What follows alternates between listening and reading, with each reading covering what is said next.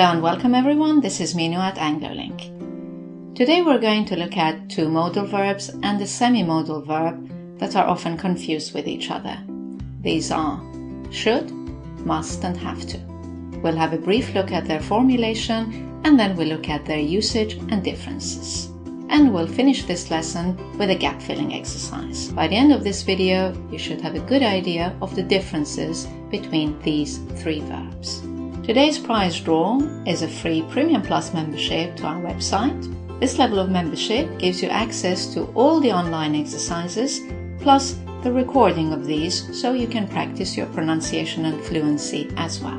To enter the prize draw, all you need to do is to make a comment in the section below. So when you're ready, we can begin our lesson on should, must and have to. Modal verbs should, must and have to. Let's look at formulation first. Should and must are real modal verbs, and therefore, like all modal verbs, they're always followed by the infinitive without to, should do, must do, and they're the same for all the pronouns. I should, he should, it should, etc. Also, they do not need auxiliaries, they take direct negative and question forms. I shouldn't, we mustn't. Should I, must we? And finally, they never combine with another modal verb. You can't say you should can, you have to replace can with an alternative. You should be able to. Or, instead of he will must, you'll have to say he will have to. Have to is a semi-modal verb. It is like a modal verb because it fulfills a specific function, but it behaves like an ordinary verb in its formulation. It is followed by the infinitive without to, have to do, but it is conjugated according to pronouns. I have to, he has to, etc. It needs auxiliaries. It doesn't take direct negative and question forms. I don't have to. She doesn't have to. Do I have to? Does she have to? And finally, it can combine with modal verbs. You will have to. He might have to. Right then, let's have a look at usage, starting with should. The first use of should is expressing an opinion or giving or asking for advice. Let's look at some examples. I believe nurses should have higher salaries. You look tired. I think you should have some rest.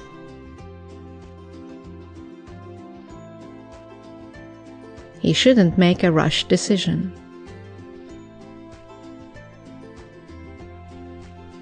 Do you think we should phone her? What should I say when I speak to him?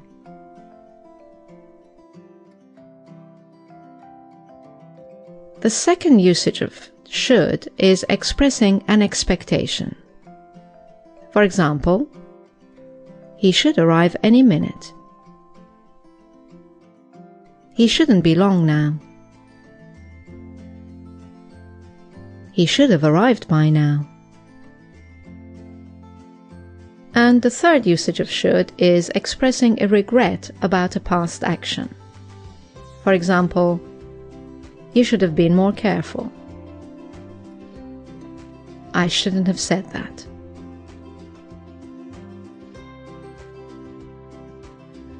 Ought to is a synonym for should.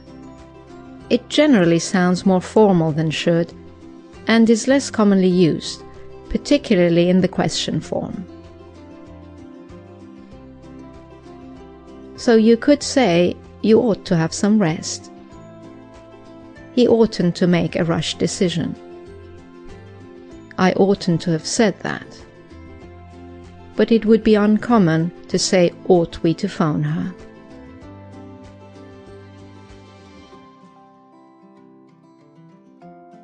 Also, should, but not ought to, is used to express a small possibility.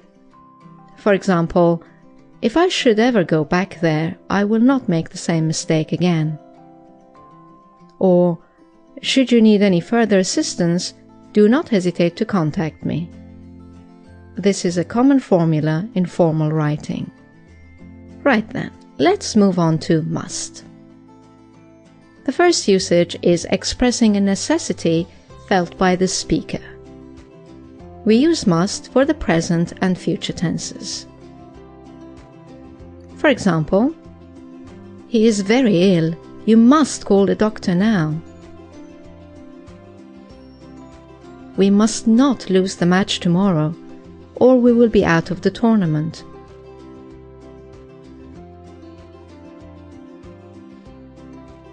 This is the best book I've ever read.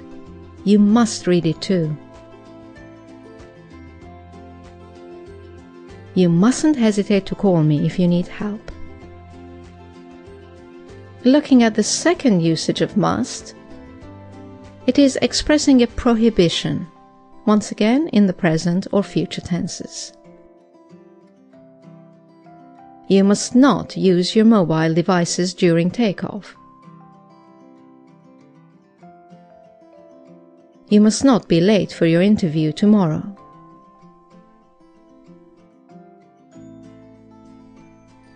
And the third usage of must is an assumption in the present or past, in affirmative sentences only. For example, you must be tired after your very long day. He must have read my letter, because he repeated exactly what I'd written. Okay, let's have a look at have to. Have to expresses an external obligation in positive sentences. For example, you have to make an appointment to see him. She has failed her exam. She has to retake it.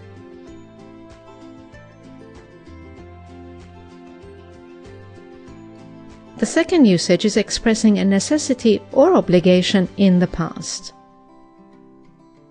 He was very ill. We had to call the doctor immediately. He was very busy. I had to make an appointment to see him.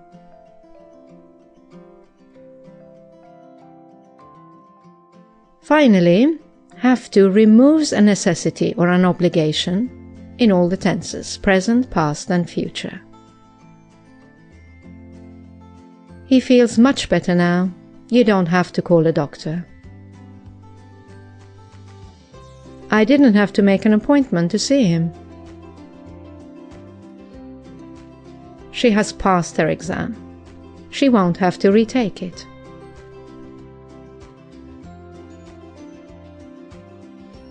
So, as you can see, the main difference between must and have to is that must is a necessity felt by the speaker, whereas have to is an external obligation or rule. If this difference is not relevant, you can use must and have to interchangeably in positive sentences. However, be careful that in the negative, must not is still a necessity or an obligation not to do something. It's a prohibition, whereas don't have to removes the necessity or obligation. Also note that as must has no past tense, both obligation and necessity are expressed with had to in the past.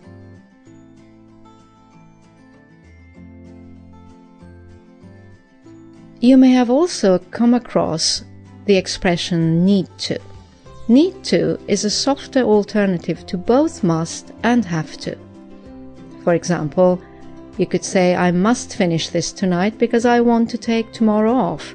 Or, I need to finish this tonight because I want to take tomorrow off. Or, I have to finish this tonight. My deadline is tomorrow. In a softer tone, you could say, I need to finish this tonight. My deadline is tomorrow. Need to is an ordinary verb and takes auxiliaries. Do I need to finish this tonight? I don't need to finish this tonight. You may also come across the modal verb need. It is not a very common modal verb and can only be used in negative sentences and questions. So you may hear, instead of do I need to finish this, need I finish this? Or instead of I don't need to finish this, you may hear I needn't finish this. Right, let's do a gap filling exercise now. Have you had your exam results? Yes, I've failed biology. I will retake it in August. I will have to retake it in August. Oh, sorry. You be pretty upset.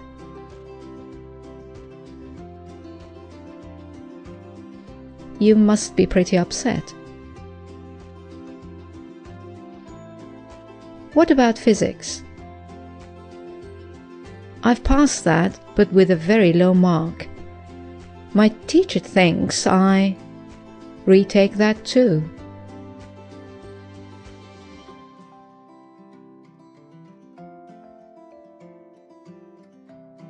My teacher thinks I should retake that too. Do you think you retake it?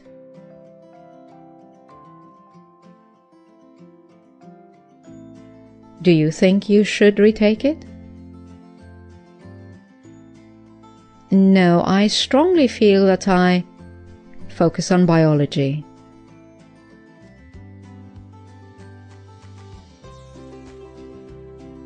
I strongly feel that I must focus on biology. I fail that one. I mustn't fail that one. I get at least a B in biology to study medicine at university.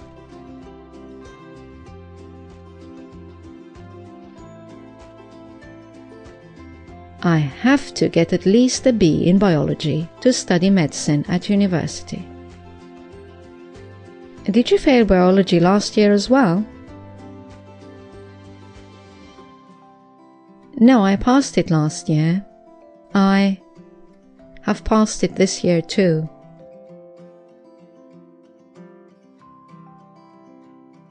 I should have passed it this year too. I just didn't study enough. You have studied enough. You always do. You must have studied enough. You always do. The exam have been difficult. The exam must have been difficult. No, the exam wasn't difficult. I was too tired. I have partied the night before.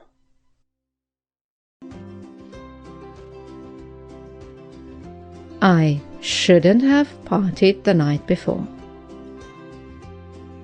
I have studied instead. I should have studied instead. Oh, I see. Well, you're good at biology. You be able to pass it in August.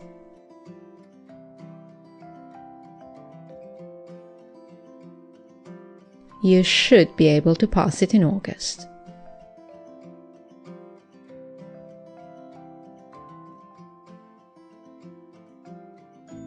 I hope so. I will find a summer job as well. My dad insists.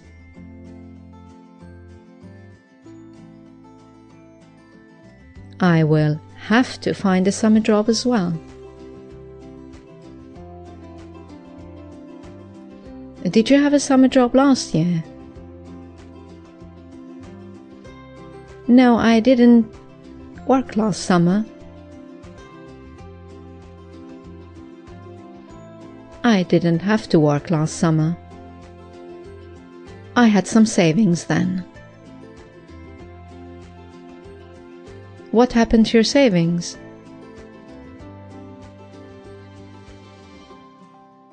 I buy a car because my flat was too far from the college.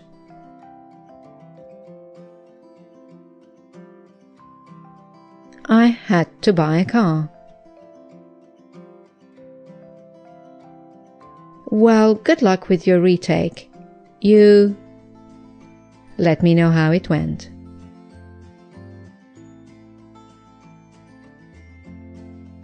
You must let me know how it went. Right, that's the end of this lesson. I hope you've enjoyed it. As you know, you can now go to our website anglolink.com for further explanations and exercises. Thank you for watching. I look forward to seeing you in our next video. Bye now. In today's lesson, we're going to look at 3 modal verbs: will, shall, and would.